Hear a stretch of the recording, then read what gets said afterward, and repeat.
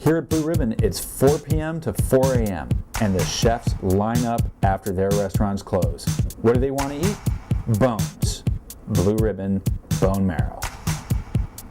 Hi, I'm Philippe Newland with Devour TV's Top 50 Dishes New York City, and today we're at Blue Ribbon, and we're going to have Eric Bromberg's signature dish, bone marrow. Come on. We're going to make highlight of the Blue Ribbon menu, which is beef marrow with oxtail marmalade. No bones about it. Philippe is going to love this dish.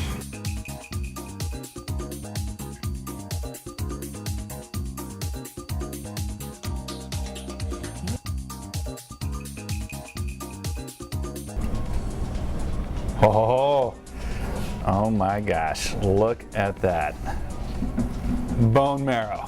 Can you illuminate us on bone marrow? What is this all about? Well, if you see a dog chewing on a bone, you can see him really working to get that marrow out. Right. And humans are no different. So there's some very traditional dishes throughout Italian, French, and different types of cuisines where bone marrow is a highlight of the dish or a component of the dish. And we've just kind of broken that down to make the bones themselves the highlight of the dish. Front and center. Are they leg bones? Or? They're leg bones. From a cow. From the knee to the hip. Okay, so we have the bones, this beautiful homemade challah bread, and then you have something else hiding down here in the bottom of the dish. Right, and that's kind of our play on an oxtail stew, but it's we take some liberties and we use port as well as caramelized shallots to add sweetness and kind of a couple different layers of complexity to that. So you have the luscious bone marrow itself, which has a rich and fatty texture. You have the bread, which absorbs that fat a little bit, and then you have the oxtail marmalade, which adds a sweet, and then the fried parsley with kosher salt adds a salt, so you get sort of sweet, salty, fatty, and then that delicious sweetness of challah bread. Oh, sweet, salty, fatty sounds just fine by me. I see you have these little picks here. Right. I'm gonna pick it out of the bones. Do I spread it on the bread, or how does that? How do you do it? Certainly, there are a lot of different versions of eating this dish, but if you don't mind, I'll make a toast for you, and you can see how I Thank you, chef. Put a little bit of the marmalade on first. Reach in and cut a chunk of the marrow. Are you sure that's enough, or should I put a little bit more? Oh, you of the certainly bone can. Marrow?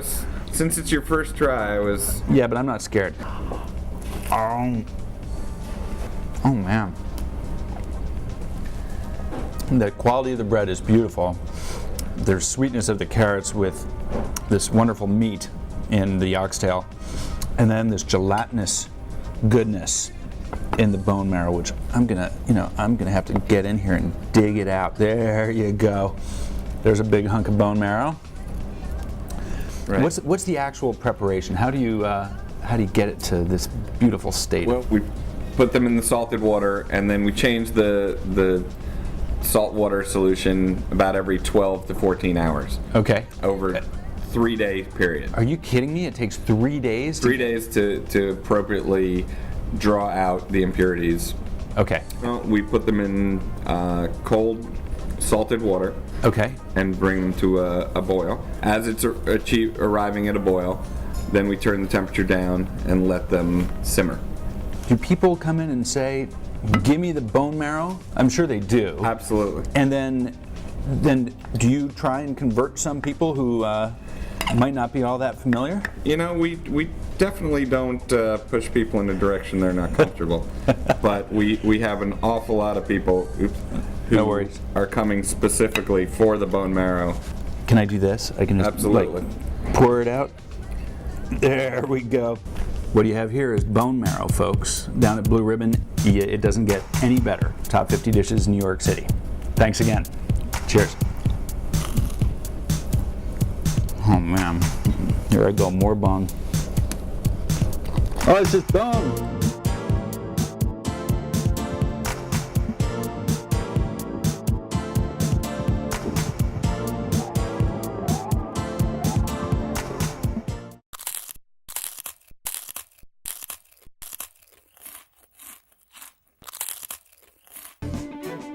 How to pickle.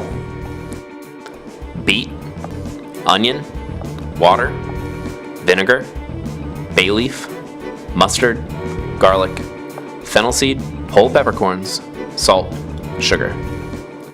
First, add all the ingredients to the sauce pot, except for the vegetables you're about to pickle. Put it on the heat and give it a good stir, otherwise the sugar will settle on the bottom and it will burn.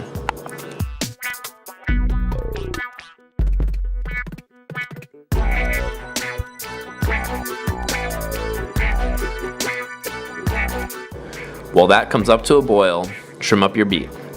This will add not only great earthy flavor to your tart and sweet pickles, but it will give them an electric color that looks great with red onions. Now slice up your onion, or pepper, or cucumber, or grape, whatever you feel like pickling, and add to the bowl with the beets. Once your pickle liquid comes to a boil, pour it over your bowl of veg. Let it steep in the bowl until it comes down to room temperature, and then store it in the fridge indefinitely.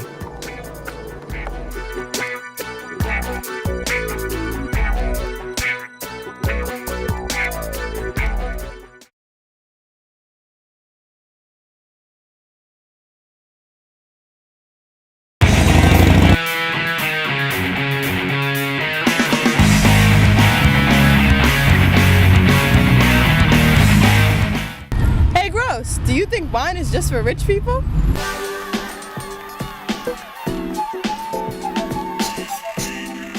A lot of people ask me, hey Gross, is wine for rich people? Is wine for snobby people? And I don't think so. I think it's an American concept that wine is just for rich people and the blue collar people just drink beer and Jack Daniels. When you go to Europe, everyone's drinking wine. Don't try to go anywhere in Spain from 12 to 2 because they're on siesta. And what do you see? Old people, drinking their little glasses of wine. It's not a snooty thing unless you make it snooty. Okay, wine has been here since the 1600s.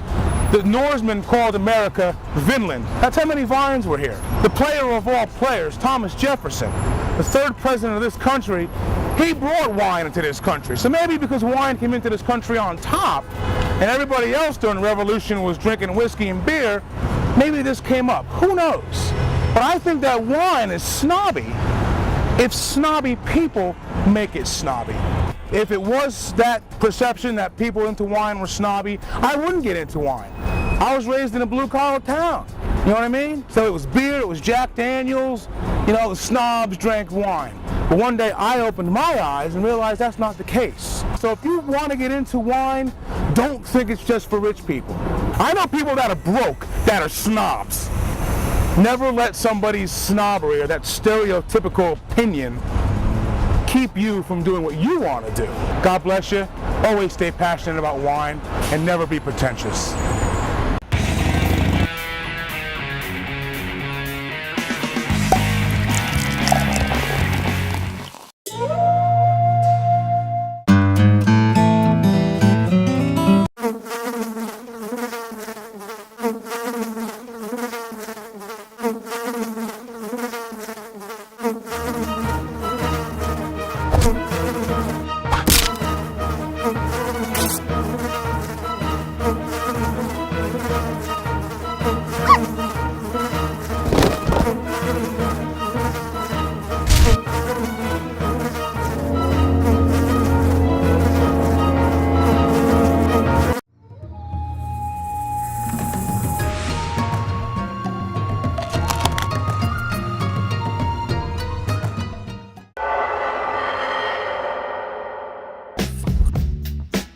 So today Vernon and I are going to be making some popsicles. Not that kind of a popsicle, silly. And we're also going to add and one, so maybe we'll have to share, but maybe not. Today we're at Artisanal, where cheese takes center stage.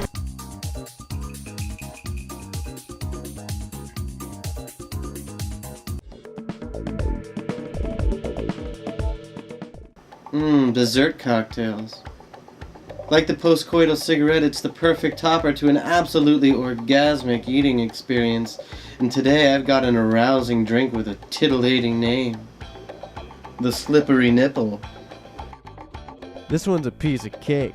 All you need is Irish cream liqueur, butterscotch schnapps, a rocks glass and some ice if you're making a cocktail, or a shot glass if you're just gonna shoot it down.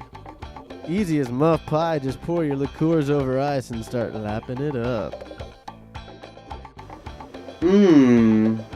Sticky and sweet like a slippery tea. Body shots, anyone? I'm here at White Castle, where I'm going to show Arthur Schwartz the folly of his way. Like a lot of well-meaning and highly knowledgeable food people, Arthur thinks of White Castle just as some kind of a loathsome fast food or something. I make the case, and I think it's pretty strong, that White Castle invented the hamburger. Josh may be a burger historian, but I hate to tell you where his taste is.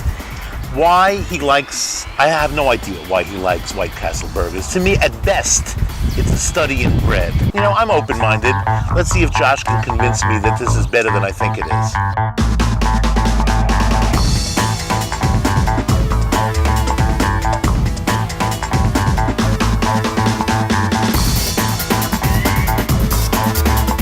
So Josh, what do we order here? What do you eat here?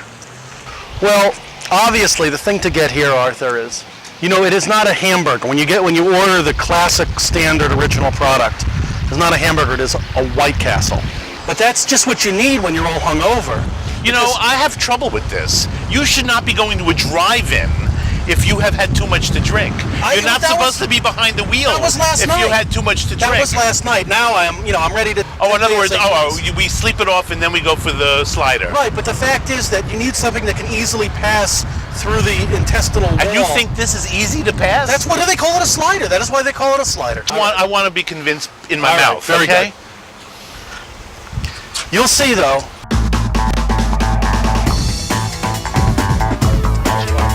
So the idea of eating White Castle burgers, if you want to call them burgers, on the back of Josh's, what do you call this, J.O. Lovemobile? J.O. Lovecraft. Yeah, the Lovecraft. Now, we have White Castles. Well, here, let me show you what we have here. Okay, this is a normal White Castle, What we have, this is the classic product. Okay. This is what started it all. Okay. The sandwich that started a global revolution.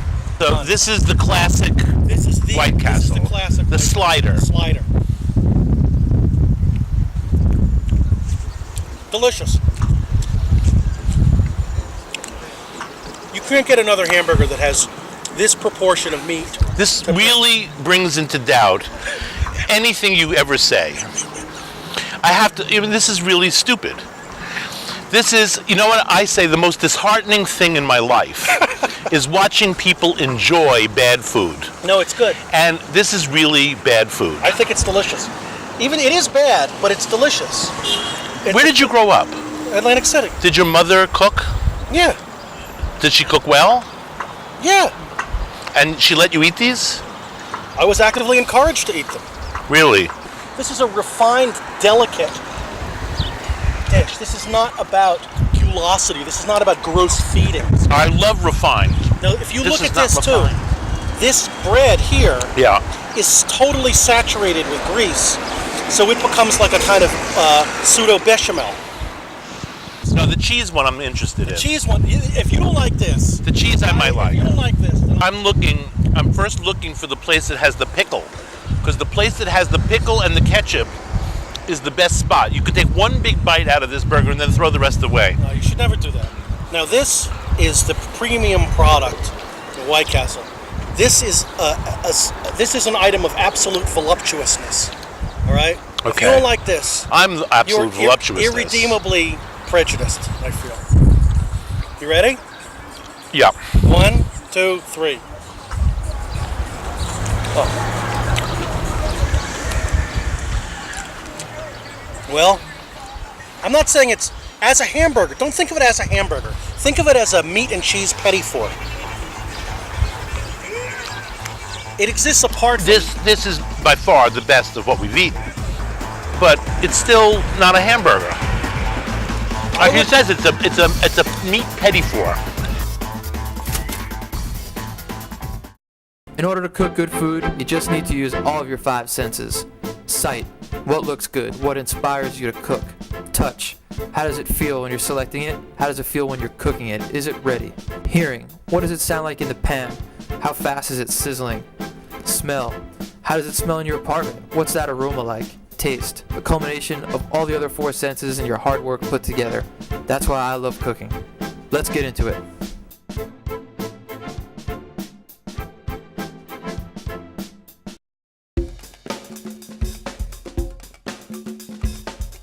Thyme, lemon, vino blanco, heavy cream, chicken,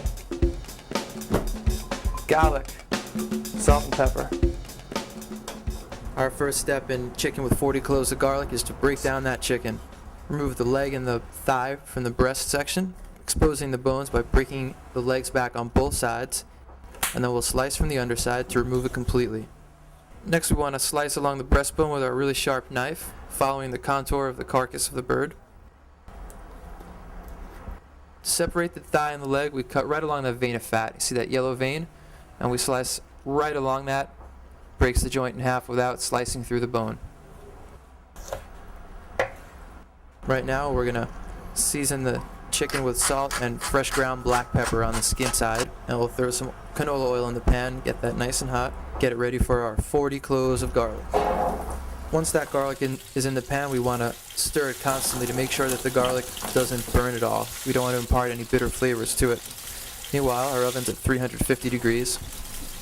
We place the chicken right in the pan, skin side down, being careful not to burn yourself. Season the reverse side of the chicken with salt and fresh black pepper again, and continue to stir the garlic to make sure we get even color on both sides. Next, we'll put our fresh thyme in the pan, and this is great because it's when you really first start to get some great aroma. Oh, it smells good already. Let's check the chicken. We want a little more color than that. That one looks pretty good to me. Let's turn the chicken parts over, and we'll get color on the second side. Take about a cup of white wine, go right into the pan on high heat. Now remember, we reserved our neck, which we're going to place into the sauce. The necks from all poultry give great flavor to sauces. Place that right in the middle, and we're going to cover it with aluminum foil. Place it in our 350 degree oven for about 10 minutes. Let's see if our chicken's ready to go. Looking right at the tenderloin of the chicken, which is under the breast, you can see it's not pink, it's perfectly juicy. Remove the chicken from the pan and bring the sauce down on high heat once again. We want to thicken it and enrich it with about 2 tablespoons of cognac and 4 tablespoons of heavy cream. The fat really enriches it. We'll mix it together, and this just smells great. This kitchen smells amazing right now. See where we're at here.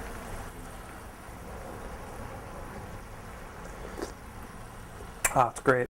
Put the chicken back into the pan and place it back in the oven just to dry out the skin and make sure that it stays nice and crispy for serving. I think we've got our finished product. Ah, beautiful. Nice crispy skin and a great flavorful sauce to go with it. So let's take another bite of this chicken here. Some sauce on it. Not gonna lie, it's not bad.